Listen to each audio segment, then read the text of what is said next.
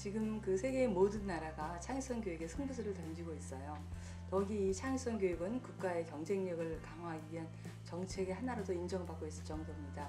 그래서 미국 같은 경우에는 그 국가혁신 2005라는 법안을 만들어서 창의성 교육을 강화하고 있고요.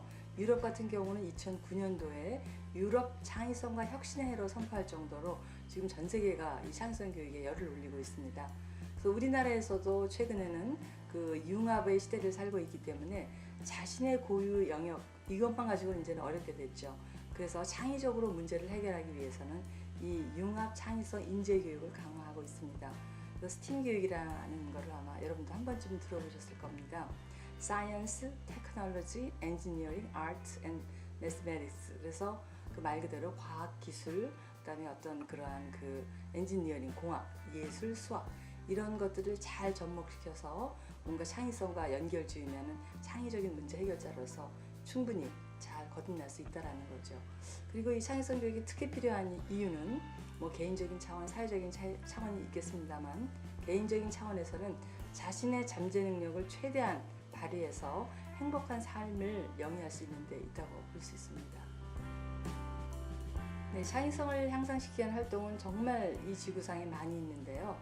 이 선천적으로 창의성이 뛰어난 사람들은 뭐 별로 필요 없겠지만 후천적으로 이 창의성 교육이 필요한 사람들이 의외로 많습니다. 그래서 이 교육과 훈련을 통해서 창의성을 향상시킬 수 있는데요. 그 구체적으로 창의성을 구성하고 있는 하위 요인, 예를 들자면 민감성이라든가 상상력, 유창성, 융통성, 독창성, 정교성 이런 요인들을 그 중심으로 해서 키워줄 수 있는 활동이 있고요. 그러니까 다시 말씀드리면 아주 구체적으로 그 개인에게 적절한 맞춤형 창의성 교육이라고 할 수 있습니다.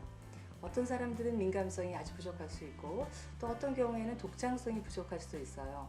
그래서 이러한 그 요인을 잘 측정한 다음에 요인별로 그 창의성을 향상시켜 줄 수도 있고요.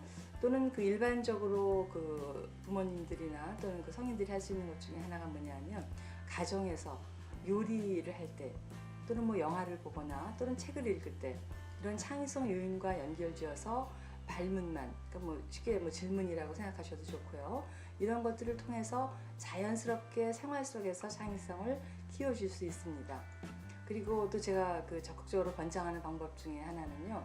기회가 되면 가정에서만 할 게 아니라 미술관이라든가 박물관들을 방문하면서 또는 때로는 영화관이라든가 이런 곳을 방문해서 창의적인 어떤 사고를 할 수 있도록 적극적으로 도와주는 게 창의성 향상 활동의 그 한 예라고 할 수 있겠습니다. 이 창의성 검사를 하는 이유는 여러 가지가 있습니다. 대부분 그 연구를 하시는 분들은 어떤 프로그램 효과를 보기 위해서 사전 사후 검사로 많이 활용하시기도 하고요. 또는 기업에서 뭐 이런 데서 그 창의적인 사람을 선발하기 위해서 사용하기도 하죠. 그래서 연구라든가 뭐 선발할 때 쓰기도 하지만은 가장 중요한 이유는 그 아동들의 어떤 창의성을 측정을 해서 그러니까 현재 상태를 측정해 보는 거죠. 그런 다음에 일정 기간에 그 어떤 시간이 흐른 다음에 창의성이 어느 정도 증진했는가를 알아보는 데 있습니다.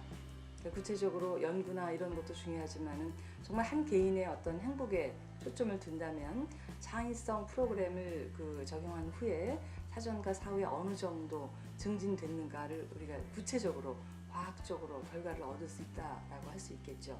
그래서 이 꼭 교육을 한 다음에 또 그 아까 그 말씀드린 대로 창의성의 하위 요인들별로 민감성이 정말 어느 정도 증진됐는지, 독창성이 또는 정교성이 어느 만큼 증진됐는지를 정확하게 알아볼 수 있기 때문에 이 창의성 검사를 한다고 할 수 있겠습니다.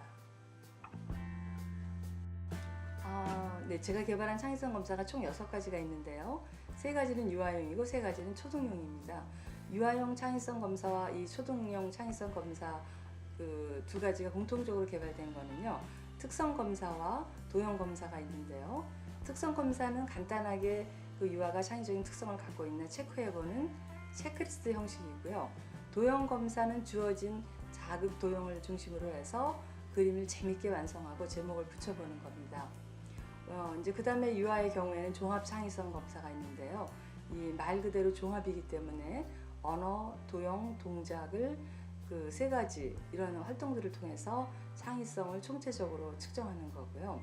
초등의 경우에는 산출물 중심의 검사라서 그 초등학생들이 7개 주어진 그 조각들을 가지고 도형을 가지고 뭔가 창의적으로 구성을 한 다음에 제목을 붙여보는 거예요. 그래서 이 탱그램 같은 경우에는 언어적인 측면과 도형적인 측면을 측정할 수 있습니다.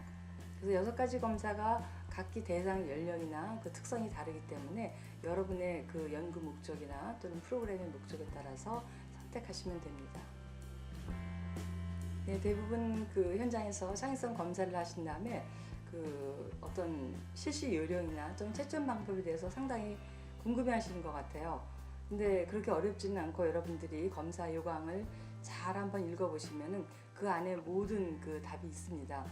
그럼에도 불구하고 조금 이해가 안 가신다 하면은 학지사나 또는 저에게 그 전화를 주시면 제가 설명을 드릴 수 있는데요. 검사를 하실 때는 제일 먼저 그 매뉴얼을 숙지하시고 그 다음에 검사에 이제 들어가서는 반드시 워밍업을 하셔야 됩니다. 다른 검사하고 조금 그 차이가 있다라면은 창의성은 그 어느 정도의 워밍업이 돼야만 제대로 창의적인 사고를 할 수 있거든요. 아이디어를 내거나 또는 특이한 반응을 하려면은 두뇌가 어느 정도로 유연해져야 되기 때문에 반드시 워밍업을 하셔야 됩니다. 그리고 주변에 그 창의성 검사와 관련된 어떤 색깔이라든가 물건이라든가 이런 게 있다라면은 조금 유아들이나 또는 그 초등학생들이 그 물건들을 보고 반응을 할 수 있어요. 그래서 그런 것들을 다 치우신 다음에 아주 그 좀 깔끔한 상태에서 검사를 하시는 게 좋겠습니다. 그래서 반드시 그 아동들이 좀 뭔가 친숙한 그런 분위기 속에서 검사를 하실 수 있도록 좀 나름대로 여러분들이 라포를 형성하시는데 최선을 다하시기 바랍니다. 그러면 아마 정확한 결과가 나오리라 봅니다.